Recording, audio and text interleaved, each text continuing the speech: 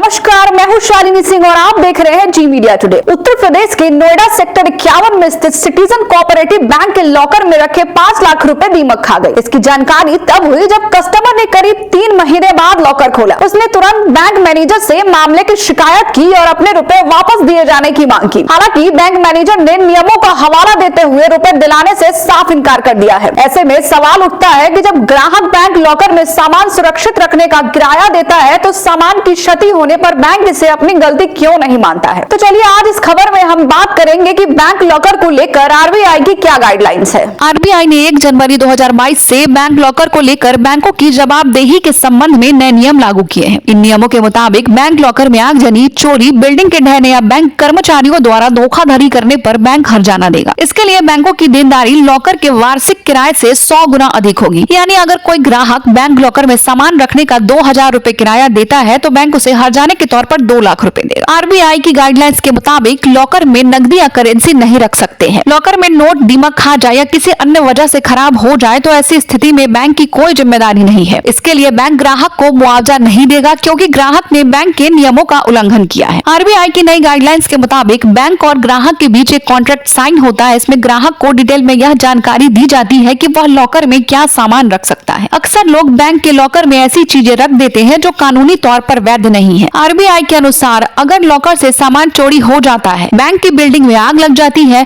या बिल्डिंग गिर जाती है जिससे लॉकर में रखा सामान क्षतिग्रस्त होता है तो इसकी पूरी जिम्मेदारी बैंक की होगी। यह बैंक की लापरवाही मानी जाती है। इसके लिए बैंक ग्राहक को हर्जाना भी देता है। हालांकि प्राकृतिक आपदा जैसे बाढ़, भूकंप या बिजली गिरने के कारण बैंक लॉकर को नुकसान होता है तो इसके लिए बैंक उत्तरदायी नहीं है। ऐसे मामलों में कोई मुआवजा नहीं मिलता है। बैंक के लॉकर में नोट या करेंसी रखने की अनुमति इसलिए नहीं होती है कि बैंक लॉकर में नोट या करेंसी रखने से टैक्स चोरी और मनी लॉन्ड्रिंग की संभावना बढ़ जाती है। इसलिए आरबीआई ने नोट या करेंसी को बैंक लॉकर में रखने की अनुमति नहीं दी है। आरबीआई में रखे डॉक्यूमेंट्स को दीमक खा जाए तो इसकी जिम्मेदारी बैंक की होगी। आरबीआई कहता है कि लॉकर में सुरक्षित सामान रखने के लिए ग्राहक किराया देता है। डॉक्यूमेंट्स में दीमक लगना बैंक की लापरवाही है, इसलिए ग्राहक मुआवजे का दावा कर सकता है।